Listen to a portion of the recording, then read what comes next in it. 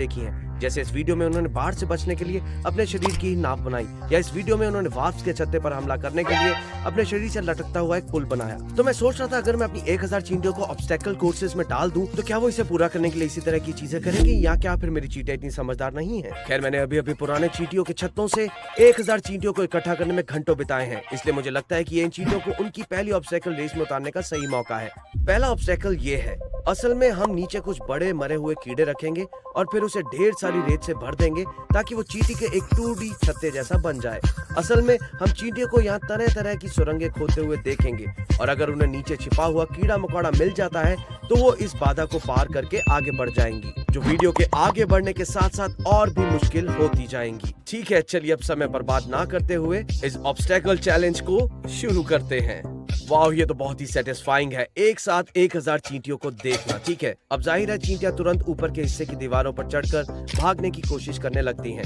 लेकिन हैरानी की बात यह है कि कई चींटियां घोंसले के बीच वाले 2D हिस्से में खुदाई शुरू कर चुकी थी, और ये तो बहुत तेजी से हो रहा है। रुको, क्या टैंक के किनारे पर भी कुछ काम चल रहा है?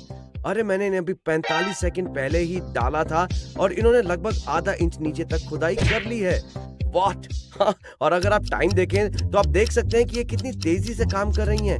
ये रेत में छोटी छोटी सुरंगें खोदने के लिए सचमुच मिनी ड्रिल की तरह काम करती हैं, लेकिन असल में ये एक थका देने वाली और मुश्किल प्रोसेस है जिसमें रेत के हर एक कण को जमीन के नीचे काम करने वाली चींटी से लेना पड़ता है, इसे छोटे से छेद से सतह तक लाना पड़ता है और फिर यहाँ रेत के ढेर पर गिराना पड़ता है। जब मैं रिकॉर्ड कर रहा था तब दिन ढल चुका था, इसलिए मैंने लाइट बंद कर दी और अगले दिन आकर देखा कि क्या हुआ। दोस्तों, अगले दिन जब मैं वापस आया तो चींटियों का घोंसला कुछ इस तरह दिख रहा था। अरे यार, ये क्या है? सिर्फ 8 घंटे ही हुए हैं, इन चींटियों ने इतना कॉम्प्लेक्स नेस्ट कैसे बना लिया? और सिर्फ ये कॉम्प्लेक्स सुरंगें ही नहीं बनी, बल्कि याद है मैंने नीचे खाने के लिए कुछ मरे हुए कीड़े भी रखे थे।